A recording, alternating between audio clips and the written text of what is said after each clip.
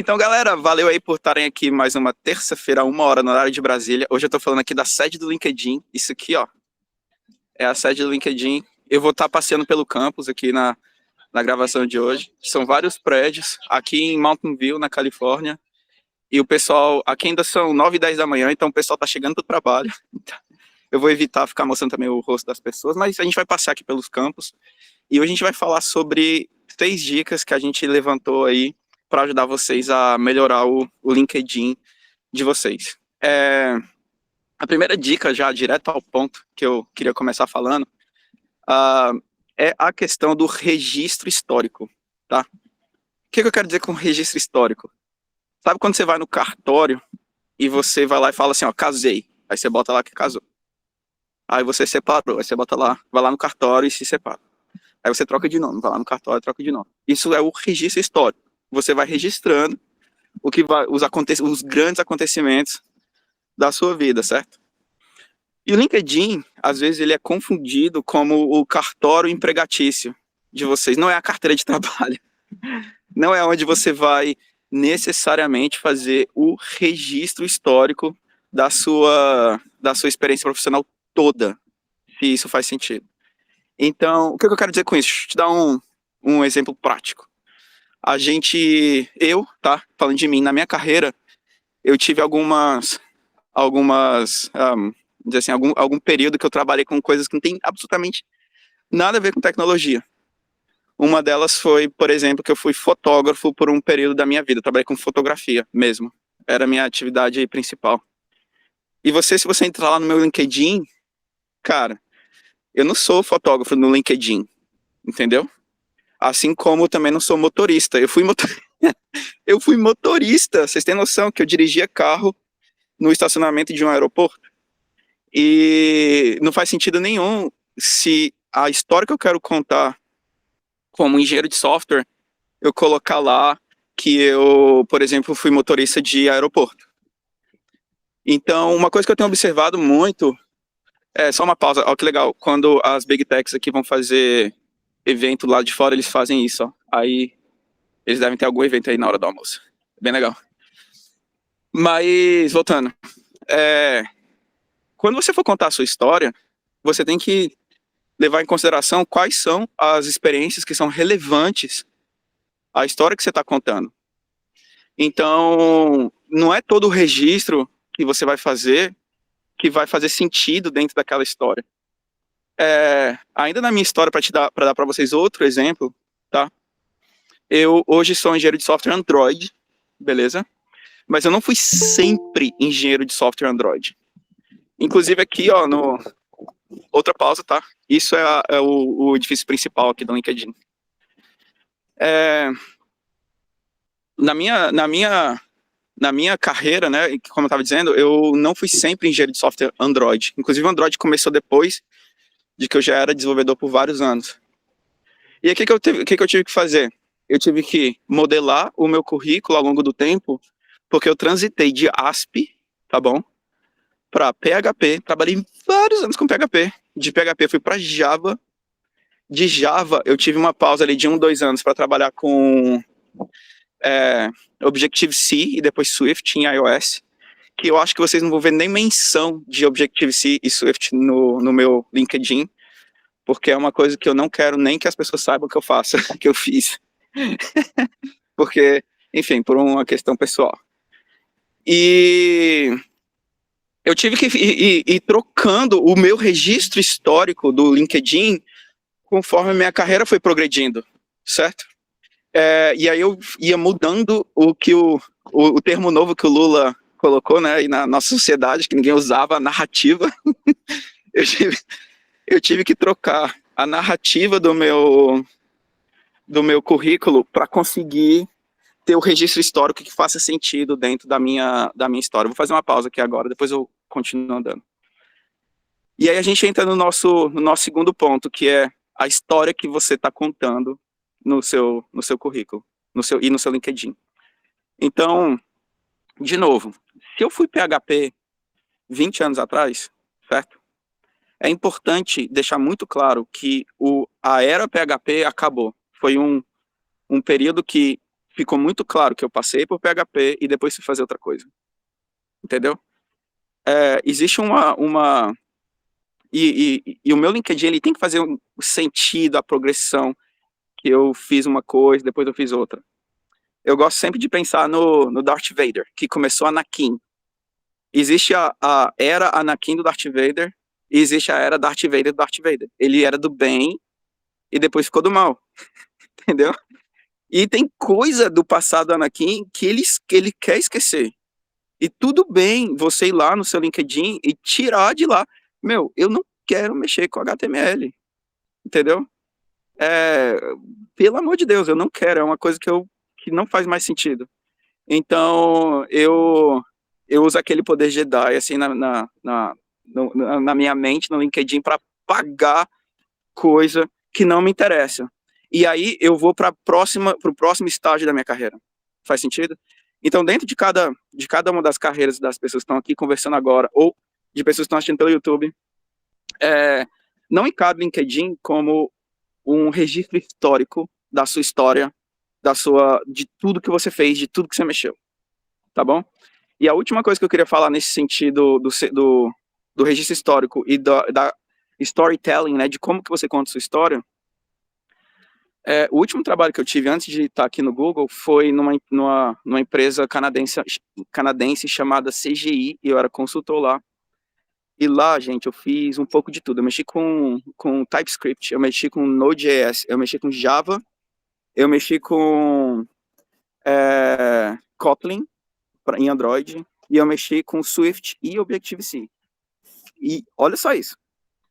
Eu não quero ter associação, agora no estágio da minha carreira, eu não quero ter associação com Swift ou Objective-C, desenvolvimento iOS, tá bom? Eu trabalhei no meu último emprego com Objective-C? Sim. Isso tá mencionado no meu LinkedIn? Não. Porque eu sou um especialista Android e, lá no meu trabalho, eu nunca quis mexer com isso. Era só porque foi uma questão casual e cara, eu não faço menção. E aí eu conto uma história coesa e eu falo que eu sou especialista Android, eu mostro minha progressão em Android e eu foco em um stack e paro de encher o meu LinkedIn com um monte de coisa que confunde. Porque o gringo que vai te contratar, ele não vai te contratar para fazer um monte de palavra-chave que você sai vomitando lá dentro. Ele vai contratar um especialista nisso. É a lógica aqui fora. Então, se você meter lá, eu fiz Android, Swift, não sei o que, XML, HTML, banco de dados, não sei o que, pereré, parará, e vomita tudo que você viu. Não, eu participei de uma palestra em CSS. Eu fiz um treinamento em segurança de dados. Meu, esquece isso. Isso atrapalha mais do que ajuda, beleza? Então, eu falei de registro histórico, eu falei de storytelling, de falar uma história coesa. E agora eu queria falar, qual era o terceiro ponto, Felipe? Eu tô falando do celular, eu tô sem a pauta. Você tem um terceiro ponto aí? Desculpa, galera. Acabei de esquecer. Abstrativismo. Isso. E generalismo. E generalismo, beleza. Abstrativismo e generalismo. O que significa? Agora eu vou dar outro rolezinho aqui para outra parte do campus, para vocês irem vendo, enquanto eu falo.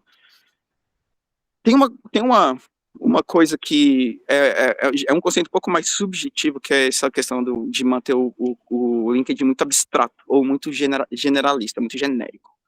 O que significa? Eu entro muito no LinkedIn de brasileiro, eu acho que se eu fosse dar um percentual, sei lá, 70%, os caras falam assim, ou as moças, né? Elas falam assim, ajudei o time a implementar novas funcionalidades. Entendeu? Ou colaborei na implementação colaborei em migração de microserviços. Sei lá, coisas absurdamente genéricas. Então, você que tem um contexto todo, você que sabe o que você fez, faz muito sentido, porque a história está na sua mente, certo? Mas não está na mente do leitor. E o leitor, o recrutador, ele não é preguiçoso, mas ele tem tanto currículo para analisar que ele não vai ficar ali tentando entender cada pontinho que você deixou aberto.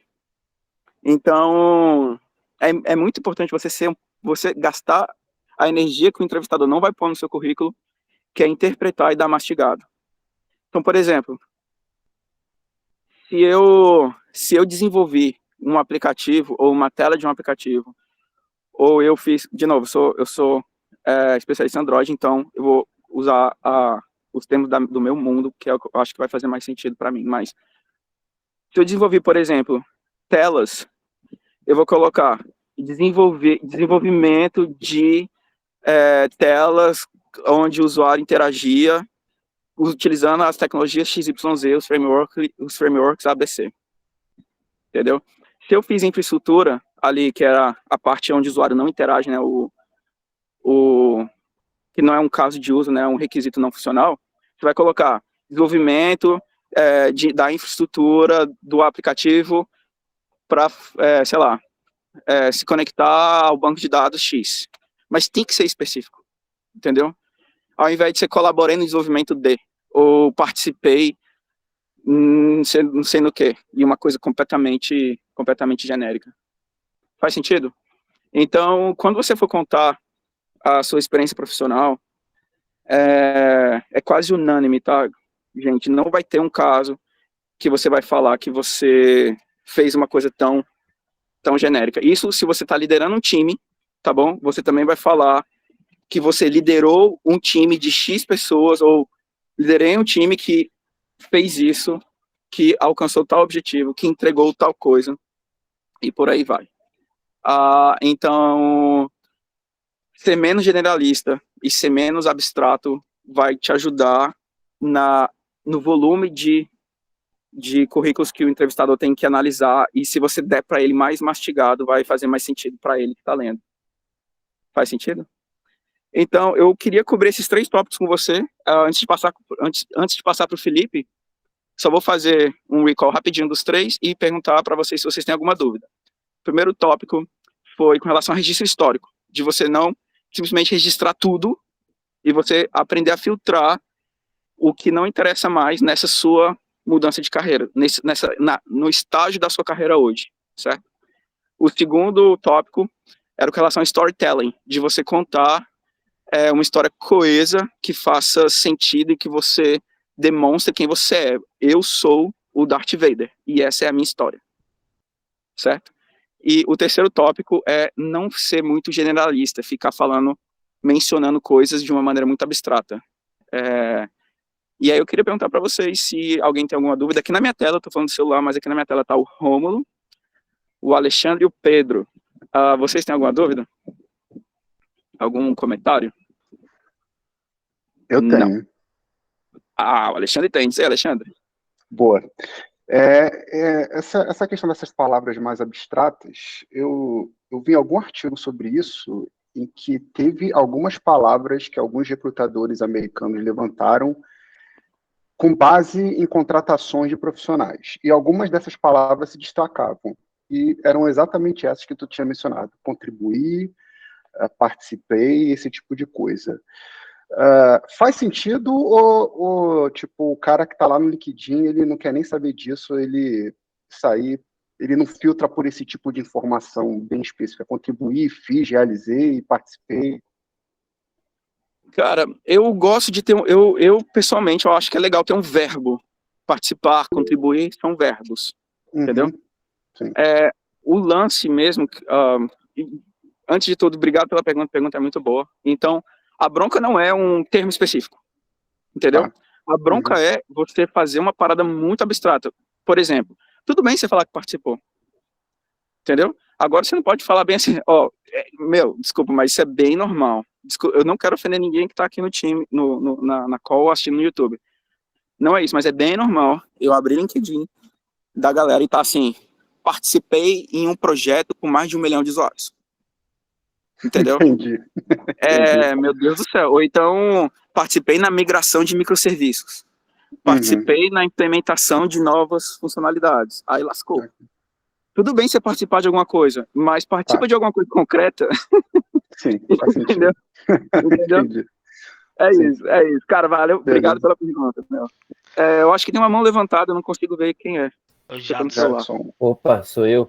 Eu tenho um ponto interessante que também é bom o Alexandre ter feito essa pergunta, que é o seguinte: essas palavras-chave do LinkedIn são aquelas que vão ser filtradas pela busca do recrutador, né? Por exemplo, acho que faz mais sentido você ter algumas palavras-chave, ter o tipo de tecnologia, né?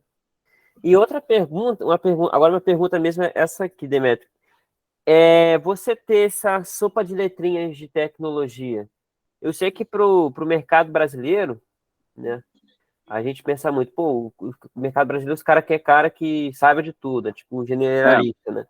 Eu Mas acho que você tem razão. o mercado americano ou internacional no geral, faz mais sentido, por exemplo, igual você falou, minha história é Android, mas eu mexi com 1 milhão de coisas. Faz mais sentido eu colocar minha história, eu quero ser o Darth Vader ali do .NET, por exemplo. Então faz mais sentido eu ter nessa sopa de letrinhas da busca do coisa só .NET e por exemplo, um framework ali de front-end, ou poderia ser mal visto um .NET e um Node, que já tem uma mudança de linguagem, né? Como é que é visto isso aí fora? Cara, antes de tudo, valeu pela pergunta, muito obrigado por ela. Eu acho que o Felipe vai abordar um pouco também sobre isso, mas já te adiantando, eu vou te falar, eu vou te responder isso te contando uma história e você vai tirar a sua própria conclusão, tá bom? A história é a seguinte: uma empresa começa aqui, ó. Cara, isso aqui é porque quem chegou depois não veio falando, mas eu vim de bike e eu esqueci a chave do cadeado. Eu tô com medo de largar ela ali desatendida, então eu vou ficar só aqui perto. Mas aqui é a sede do LinkedIn, então para você, mano, isso aqui é um paraíso, meu. Eu tô andando aqui, assim, pelo amor de Deus. Tem muita gente querendo entrar aqui, entendeu? Tem muita gente querendo vir para cá, sair da América do Sul e vir para América do Norte e arrumar um trampo, ganhar 350 mil numa empresa que nem essa, sacou? Tem gente fazendo tudo que pode, fazendo, burlando tudo quanto é regra que dá conta para chegar aqui. Inclusive, metendo palavra-chave lá aqui e fazendo otimização só para ser chamado nas entrevistas, sacou? Então, os robôs que vão fazer a pré-análise, que a gente sabe que o recrutador não analisa tudo. Tem um robô que sai analisando antes. Esse robô, ele é muito inteligente. E uma coisa que ele já sabe fazer é identificar o cara que sai vomitando coisa lá só para ser chamado na entrevista. Então, se o robô te dá match com tudo quanto é coisa e ele fala que o Jadson ou qualquer outra pessoa deu match com PHP, com Java, com Kotlin, com C++, com CSS, com não sei o que, não é possível que esse cara ele seja isso tudo, entendeu? Ele é o Jedi, ao mesmo tempo que ele é Jedi, ele é Sith. Ele é do bem e ele é do mal ao mesmo tempo. Ele joga, sacou? Ele é artilheiro e goleiro. Então, eu contei essa história para você porque às vezes a gente acha que a gente está se ajudando, mas é exatamente a aplicação errada dessa técnica que não está te deixando ser visto pelos robôs. Porque o robô identifica esses caras, identifica os que fazem fraude, identifica os desesperados que saem vomitando tudo ali só para ser chamado. E eles querem especialista, e querem o cara que mexe com essa stack X. Entendeu? Então, essa história eu acho que meio que já responde a sua pergunta. Boa, boa. Obrigado, Demetrio. Nada demais. Ó, na minha tela aqui ainda tem o Rafael e o José Roberto. Vocês têm alguma pergunta aí antes de eu passar pro Filipão? Por agora não, Demetrio. Pô, demorou então. Ó, o Zé. Não, também não, Demetrio. Pode seguir. Segue o jogo. Demorou, não. Então, valeu, gente. Essas são as 3 dicas que eu queria dar para vocês. O Filipão tem mais 3 aí, Filipão? A Rocha, você se importa de eu ficar andando assim ou eu te distrai? Não, mano, fica à vontade. Eu tô até olhando aí, tô assistindo. Então a Rocha, eu vou tentar ir pro outro lugar aqui agora. Mete Vai bronca. lá. Se quiser interromper também porque viu alguma coisa interessante, é só falar. Fechou. Mas, puxando esse gancho aí, uma das coisas que o Demetrio falou meio implícito aí, e a próxima dica de hoje, é a questão de foco, né? Uma parada que o Demetrio falou é você focar no seu registro histórico e trazer pro teu LinkedIn só aquilo que você quer que faça parte de fato da tua história.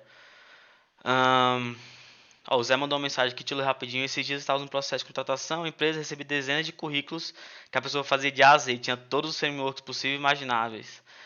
Era chegar e ir pro lixo. Então, isso aqui, essa contribuição do Zé, valeu Zé por ter mandado esse comentário aqui. cara, casa muito também com essa questão do foco. Igual o Demetrio falou, pô, o cara é goleiro e artilheiro ao mesmo tempo. Muito provavelmente tem alguma coisa errada aí. E uma parada que faz parte disso também, que você pode e precisa colocar no teu LinkedIn se você quer alcançar esses lugares altos aí, é focar na sua história especificamente, no que você fez, no que você contribuiu. E aí o que o Alexandre falou ali, pô, realmente não tem problema você ter participado de algo, desde que você pessoalmente tenha participado daquilo, tenha feito aquilo. Por que isso? E aí nós brasileiros, a nossa cultura é muito assim. Eu também já vi muito LinkedIn assim, que você entra lá e o LinkedIn da pessoa diz mais ou menos assim: fiz parte de um time que era responsável por implementar um caso de uso específico, ou fiz parte de uma equipe que fazia tal e tal coisa. Cara, beleza, você fez parte disso e tal, mas qual foi o seu papel dentro desse projeto que você participou? Qual era o seu papel dentro dessa equipe?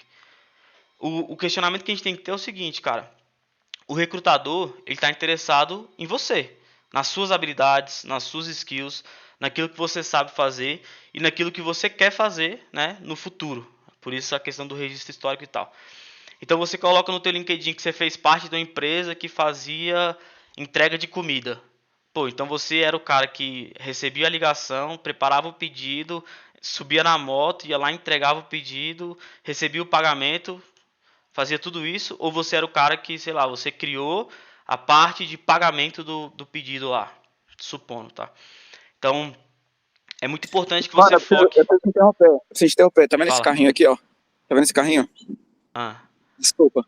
O Google também tem isso, eu sei que a Meta também tem. Esses carrinhos, velho, eles são tipo um Uber, que trabalham só na empresa e eles são de graça.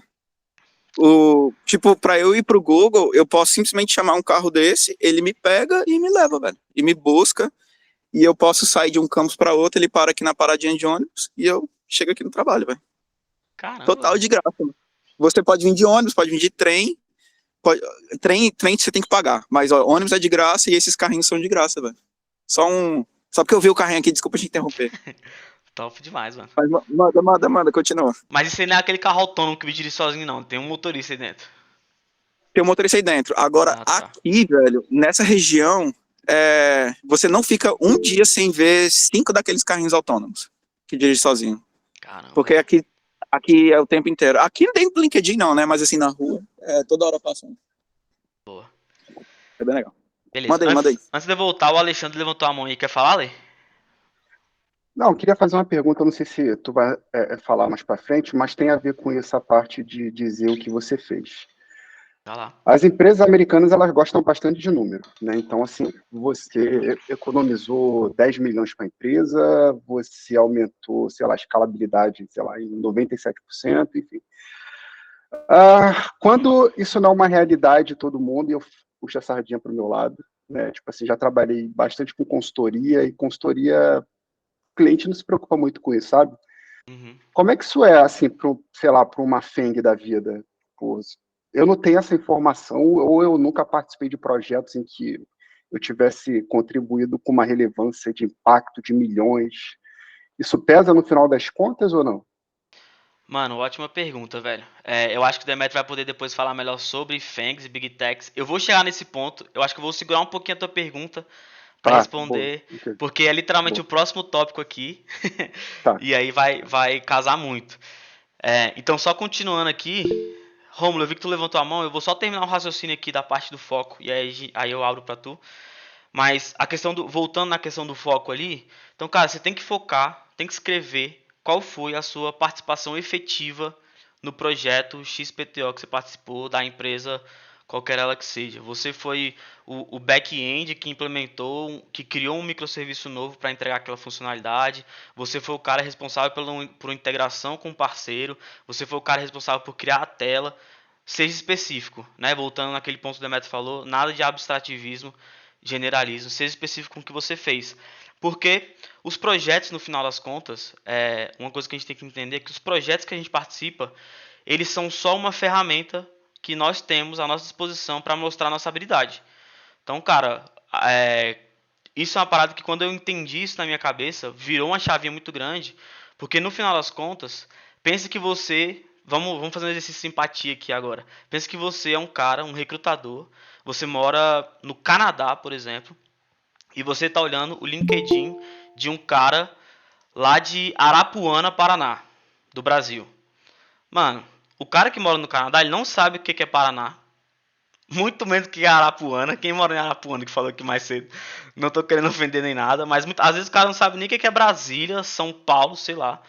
E aí você fala que você trabalhou numa empresa de Arapuana, que era uma empresa muito importante. Sacou? Tipo, cara, o recrutador, ele não tem essa visibilidade que você que tá dentro do projeto tem da relevância daquele projeto. Eu tava esses dias. Aqui, se eu falar que eu trabalhei no Banco do Brasil, para um brasileiro, o brasileiro vai falar, caraca, o moleque trabalhou no Banco do Brasil, sei lá, às vezes é importante. Aqui, meu, trabalhei no Banco do Brasil, aí, tipo, tá, isso aí, entendeu? Relevância nenhuma. Exatamente. Então às vezes a gente acha que trabalhou em algum lugar, que é um lugar que chama muita atenção e que o cara lá de fora certamente vai conhecer, mas se você prestar atenção direitinho, o próprio jeito que o LinkedIn é estruturado, o que vem primeiro é o título da tua posição, qual era a sua responsabilidade, o seu cargo naquela empresa, e depois, menorzinho lá embaixo, vem o nome da empresa que tu trabalhou. Então, os projetos, as empresas, as iniciativas, as funcionalidades, tudo isso que a gente cria no nosso dia a dia, que são relevantes, a gente quer sempre causar um impacto naquilo que a gente está fazendo e tudo mais, mas isso são coisas que a gente tem como ferramenta para mostrar a nossa habilidade. E quando a gente está falando de LinkedIn, o que importa na verdade, o que o recrutador está vendo é, cara, esse cara tem a habilidade que eu preciso aqui para trabalhar aqui na Google, para trabalhar aqui no Facebook, para trabalhar aqui na Microsoft e etc. Então, isso é um conceito muito legal. Isso só essa abordagem também já muda muito a forma como você escreve o seu LinkedIn. Antes de seguir para a próxima aqui, o Romo tinha levantado a mão aquela hora lá. Quer falar, Romo? Sim, ainda sobre. Estão conseguindo me ouvir? Tô sim, mano. Pode seguir. Ainda sobre contribuir em um projeto ou em um time, como é visto quando o rapaz ou a moça no LinkedIn coloca que contribuiu na empresa X com fazendo tal coisa. Isso é visto como? Quando você Boa. cita a empresa. Uhum. Acho que era isso que eu queria saber. Se você é visto de uma forma boa ou não tão boa assim. Legal. Mano, muito boa essa pergunta. Eu já vou responder essa pergunta e vou entrar já no próximo tópico que vai emendar com a pergunta lá do Alexandre. Cara, seguindo com o que a gente tá falando, se você não trabalha, se essa pessoa não trabalhou provavelmente em uma Big Tech, por exemplo, eu diria, e aí o Demetrio pode me corrigir se eu estiver errado, que falar qual é a empresa não vai ter tanta relevância ou assim, não vai ter tanta notoriedade que a gente imagina que seja. Por quê? Quando a pessoa geralmente coloca isso, é porque para a pessoa que está escrevendo, significa que essa empresa é uma empresa de muita notoriedade, geralmente. Você não vai colocar que você trabalhou na empresa tal se você não acha que aquela empresa ela é uma empresa de notoriedade, se você considera ela uma empresa grande, respeitada e tal. Só que isso é pelo nosso prisma, entendeu? Então, por exemplo, eu posso considerar que a empresa que eu trabalho hoje, por exemplo, é uma empresa imensa, enorme, e para mim é uma empresa sensacional. Só que aí vem a pergunta, e para o recrutador que está lá nos Estados Unidos, no Canadá ou na Europa, é essa questão, cara, beleza, trabalhei no Banco do Brasil. Aí o cara lá da Irlanda vai falar, velho, pô, que legal, o que é o Banco do Brasil? Entendeu? Então, e de novo, a estrutura do LinkedIn em si cara, quem era você no Banco do Brasil? O que você fez no Banco do Brasil? Qual foi a sua contribuição no projeto XPTO dentro do Banco do Brasil? Então, é muito mais relevante você falar como que você contribuiu para essa empresa crescer, evoluir e quais foram as habilidades que você colocou em prática nessa oportunidade do que de fato onde era que você estava, sacou? Demetrio levantou Sim, a mão. entendi. Cara, só queria adicionar aí ao que você... E, eu acho que vale a menção, tá? Mencionar onde você trabalhou, às vezes é até importante para o recrutador saber o tamanho da empresa, sabe? Você trabalha numa empresa, sei lá, que tem 3 empregados, é diferente de trabalhar numa empresa que teve 15 mil empregados. Então, menciona a empresa, tá tudo certo.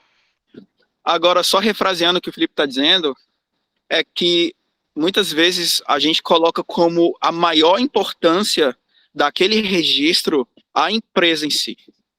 Então, isso a gente vê muito até em currículo. A galera coloca assim, Banco do Brasil, aí embaixo, desenvolvedor Java, entendeu? E aí começa a descrever o que é o Banco do Brasil, o que o time fez, qual era o projeto, o projeto de fechamento dos cheques, não sei do que, entendeu? E no final, aquele registro não contou nada do que a pessoa mesmo, ou muito pouco do que foi a colaboração de fato da pessoa em si. Ficar só descrevendo o que é a empresa e o que é o time, entendeu? Então, foca em você, a história é sua. A história é sua, a história não é a da empresa, entendeu? A história, na analogia que eu coloquei aqui sem querer da call de hoje do Star Wars, né? A história não é dos planetas, a história é da família Skywalker, entendeu? Star Wars podia ser a história da família Skywalker. É o Darth Vader, é o Luke, é a Leia e aquela galera que tá ali em volta deles. É isso. Então tudo que tá em volta é acessório. O planeta Tatooine. Vamos falar aqui sobre Tatooine. Quem é que sabe o que é Tatooine? Não interessa, meu. Entendeu? Tatooine era um planeta que acabou, que precisou existir lá para contar a história, mas a história ainda é da galera do Skywalker. Então conta a sua história. Para de ficar contando a história dos outros. Para de ficar contando a história de empresa. Deixa a empresa contar a história dela. Boa. Bom, então já falamos bastante de foco e nosso próximo ponto aqui é justamente demonstração de resultados. Cara, tem que mostrar resultado de alguma forma. Você é o Luke e foi pro planeta Tatooine e o que você fez lá tem que ser tangibilizado. Porque isso é o que vai mensurar como você gerou impacto na empresa, como que a sua habilidade gerou algo de positivo na empresa, como que você impactou aquela empresa ou aquele time ou aquela funcionalidade de forma positiva. Então, pode ser valor monetário, tipo, cara, eu implementei uma funcionalidade nova que trouxe não sei quantos milhões, bilhões de reais, de dólares, sei lá, para a empresa. E aí isso é muito legal porque se tem uma formulazinha que a gente já falou muito aqui nas nossos encontros de terça-feira, tem muito vídeo no nosso YouTube que fala sobre isso, que é a fórmula do STAR, né? Se você não conhece, dá uma olhada lá no YouTube depois. Eu vou falar só do último, que é o R, que são os resultados. Então, cara, toda frasezinha possível ali que você colocar, se você conseguir vincular isso a um resultado que aquilo gerou, que seja tangível, numericamente falando, isso vai tornar o seu perfil mais claro para quem está lendo. De novo, a história de se coloca no lugar da pessoa que está vendo e tenta entender qual foi a contribuição dessa pessoa de fato nesse projeto. Aí tem lá, cara, poxa, eu trouxe uma receita de não sei quantos reais ou dólares para a empresa.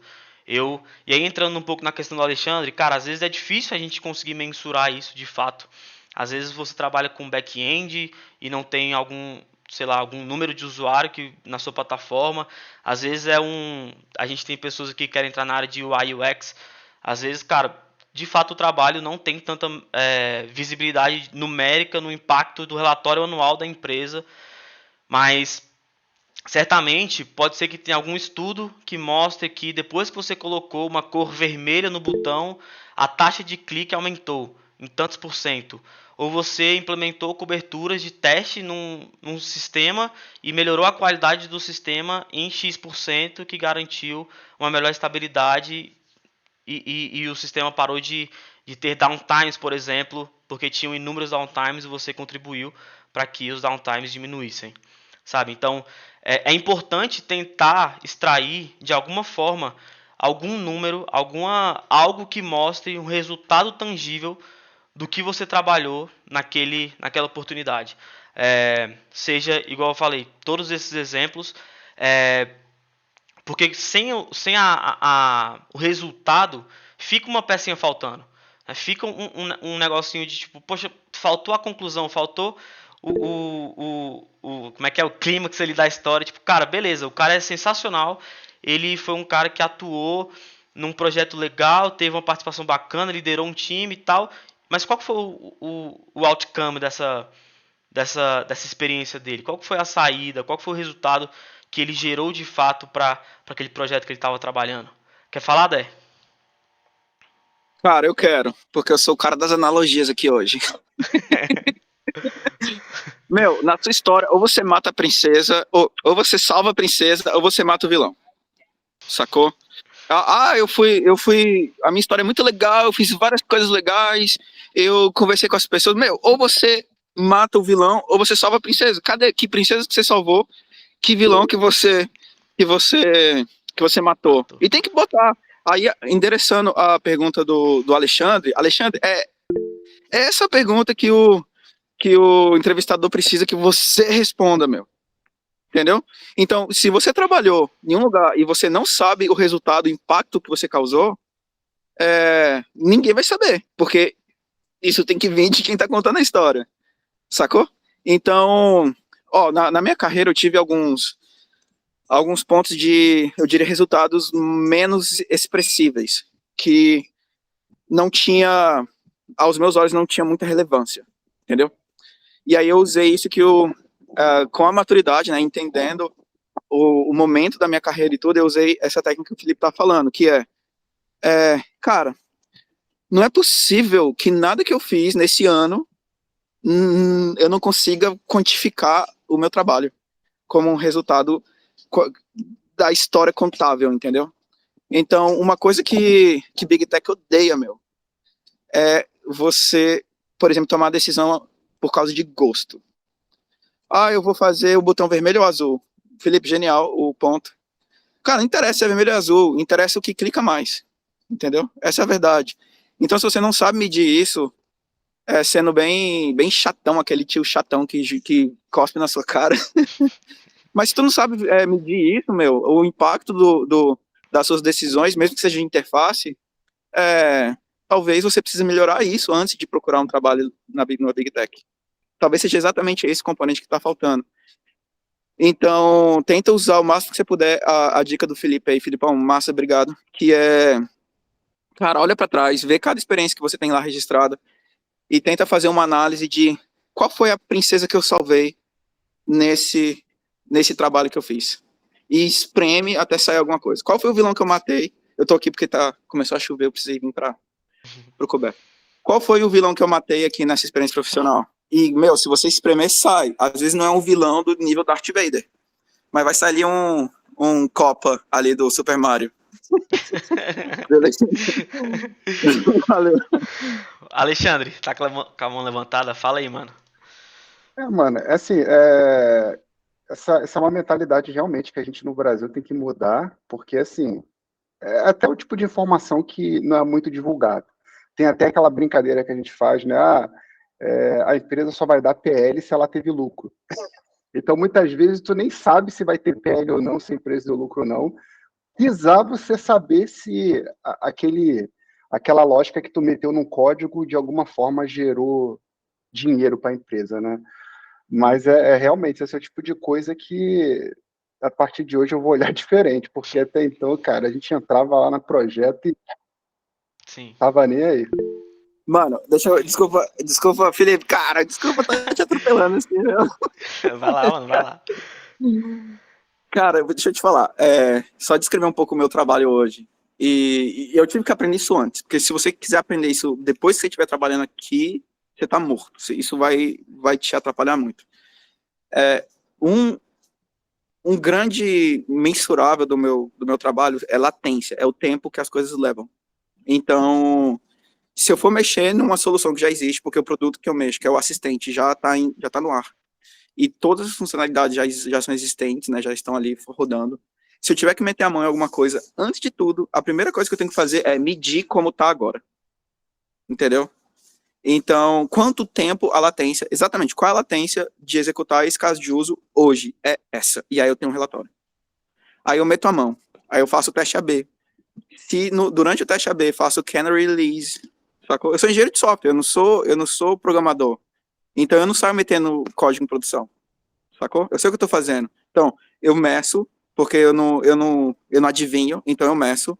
Eu faço o Canary Release, testes AB, análise dos resultados. Se não tiver saindo conforme a gente está esperando, em 10% prod, a gente faz rollback, reavalia, lança de novo. Na hora que for 100% em prod, eu tenho certeza que vai estar melhor do que o que estava antes. Sacou? E aí, não existe um passo de nada que eu faço que não seja feito dessa forma. Por quê? Porque, eu tenho 18 anos de experiência e eu tô nessa fase da minha carreira. Cara, eu não tô nessa fase da minha carreira, você deve estar se refletindo aí. Começa a fazer isso, entendeu? Então, se você começa a implementar dessa forma, eu comecei a aplicar isso lá na CGI, 5 anos atrás, lá do Canadá. Era obrigado a fazer? Não. Mas por que eu fazia, mesmo ninguém pedindo? Porque eu sabia que era um passo que eu precisava dar para estar aqui hoje. Entendeu? Então, eu não falo para menosprezar ninguém que não está nessa situação, ou para, sei lá, às vezes pode interpretar de uma forma errada, mas não, eu falo para incentivar você a, cara, como é que é feito lá? O que eu preciso já começar a fazer agora para eu já estar pronto antes de ir? Faz sentido? Aí, quando você estiver pronto antes de vir, aí você vem. Agora, se você quiser chegar aqui para ser treinado, você tá morto. Você não sobrevive. Entendi. Boa, Filipão, manda, velho. boa. Prometo que eu vou ficar calado agora. Não precisa não, porque isso, tá doido? Cara, então acho que é isso, resultados, né? A gente falou de foco aqui no... Já foram os 3 primeiros lá, registro histórico, storytelling, abstrativismo. Eu falei de foco e demonstração de resultados. Acho que a gente falou bem desses tópicos. E o último que a gente separou aqui é demonstrar progressão na tua carreira. É um passo também muito importante, e é muito importante que o recrutador veja que você tem evoluído na sua carreira. E aí, voltando lá no ponto inicial lá, não tem problema nenhum você ter participado de um projeto X. Mas na minha opinião, ao meu ver, e pelo que eu já tenho visto aqui de LinkedIn e de forma como o pessoal usa para recrutar, tem problema quando você só é um participante do projeto. Assim, há 10 anos atrás você participou de um projeto. Há 8 anos atrás você participou. Há 5 anos atrás você participou. E hoje você continuou participando. E quando é que você vai ser o cara que vai encabeçar o negócio, por exemplo? Que você vai ser o responsável por definir algumas coisas e, ao invés de só participar, dar as diretrizes da coisa. É claro que eu estou levando para pontos... São pontos extremos, né? Porque esse tipo de coisa quem faz, quem define, quem dita o jogo são pessoas que estão aí com 20, 30, sei lá, anos de experiência ou mais. E eu peguei exemplos distantes justamente para a gente entender que a progressão é interessante. A progressão que você saiu de um estagiário, você virou um engenheiro de software júnior na empresa que você estava, como que isso aconteceu, e aí você virou um engenheiro de software pleno, você virou sênior, tech lead, tal, e você foi galgando patamares na sua carreira. Aí você fala, pô, mas eu estou na faculdade, ou eu sou um estagiário ainda, como é que eu vou mostrar progressão com isso? Como é que eu vou mostrar que eu evoluí se eu ainda sou um júnior ou se eu ainda sou um pleno? Cara, é muito interessante você conseguir, e aí justamente, voltando ao que o Demetrio falou, é justamente essa pergunta que o recrutador precisa que você responda. Se você está, por exemplo, pleiteando por uma vaga de um nível acima que você está hoje, cara, por que aquela empresa nova que você está querendo ir tem que considerar que você vale mais, digamos assim, do que você está valendo na tua empresa atual? E aí, se você não tem essas questões que a gente falou antes, você colocou que você é o cara lá que é o goleiro e é o artilheiro ao mesmo tempo, aí você só colocou no teu LinkedIn que você trabalhou no Banco do Brasil e você descreveu o Banco do Brasil no folder que você fez, aí o cara vai ficar, o recrutador não sabe exatamente quais são as habilidades que você tem que justifiquem você dar mais esse passo na tua carreira. Então a progressão de carreira mostra que você... Demetrio, eu vi tua mão levantada, só terminar aqui. Mostra que você, cara, eu era um programador júnior e eu participei de um projeto X, contribuindo com tal coisa, e o time alcançou o resultado tal. E aí você, numa outra experiência, num outro projeto que você participou, você foi um cara que já teve uma contribuição mais efetiva e a tua participação diretamente teve geração de um resultado específico lá na frente. Então, demonstrar progressão de carreira no teu LinkedIn vai te ajudar também a conseguir muito provavelmente uma entrevista aí. Vai lá, Demetrio. Tá mudo. Opa, valeu, Filipão. Zé Roberto, mano, já se preparei que eu vou te chamar, velho. Já tô te dando um heads up aí, que eu quero a sua opinião. Mas quando eu aprendi a recrutar, ainda lá do Brasil, eu aprendi que existe espaço para todo mundo. Para ter professor, tem que ter aluno. É isso. Essa analogia para mim é perfeita. Tudo bem você ser aprendiz, entendeu? Tudo bem, porque precisa ter gente para aprender. E empresas, especialmente as maiores, elas querem gente no nível júnior, elas precisam de estagiários e de pessoas sem experiência. Então, se você às vezes quer ficar cantando de galo, enfeitando onde você ainda não tem muita experiência, às vezes você se prejudica, entendeu? Assim, não sei você, mas eu preferiria, se eu tivesse descoberto isso antes, mas eu preferiria ter sido estagiário aqui no Google do que ter sido sênior no Ministério, não sei das quantas, aí no Brasil, sacou? Então, às vezes você jogar o jogo na liga que você tá agora é o melhor caminho, ao invés de você querer já ficar querendo ir para a liga superior. E tem espaço para estagiário e para júnior, sim. Aí, Zé, cara, obrigado aí por... só reapresentando o Zé é um dos administradores aqui do grupo. Então, Zé, você que recruta aí no Canadá, isso que a gente tá falando faz sentido, velho, na sua realidade aí? Que inclusive você já contratou a gente aqui do grupo, aí na sua empresa, né? Diz aí, cara, me dá a sua opinião, por favor. Sim, faz sentido. Eu vou dar só uma opinião minha em relação ao mercado, em relação a júnior, estagiários e tal, que eu acho que é o seguinte, vamos excluir um pouco o cenário do Demetrio, que é muito específico, Big Tech, né?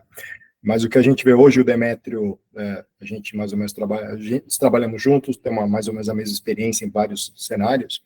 Hoje, existe uma coisa que fazer o if é igual a gente fazia há 15 anos atrás, ou há 20.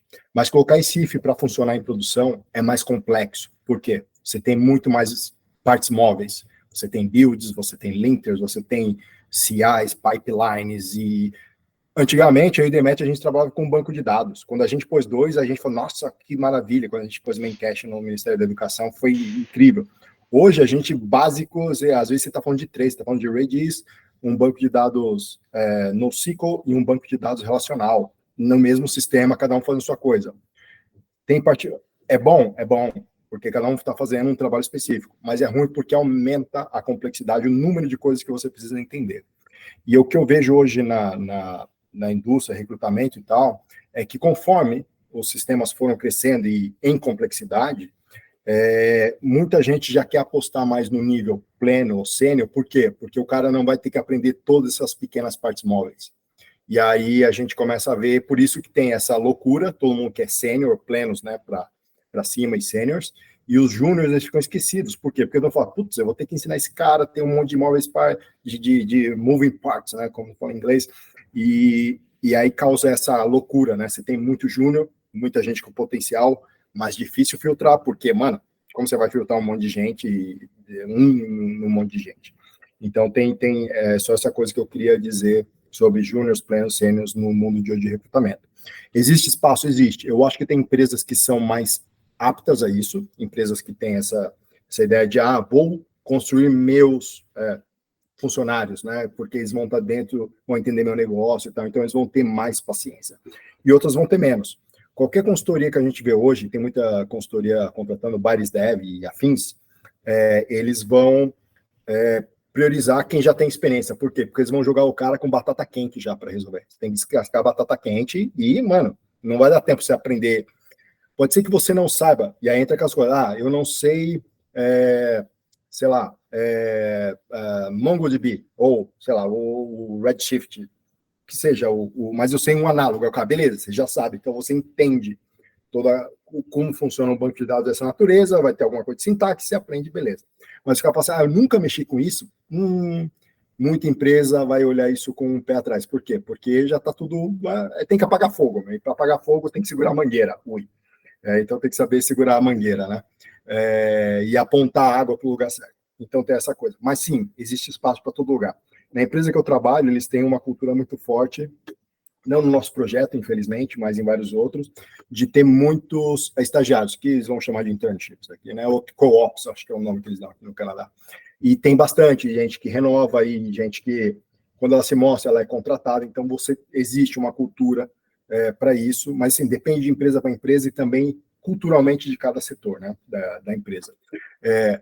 Do nosso lado, como funcionário, como júnior, se a pessoa chega a receber uma oferta e começar a trabalhar, o máximo que ela puder absorver de conhecimento daquilo, melhor, porque mais ela vai poder contribuir para aquele negócio.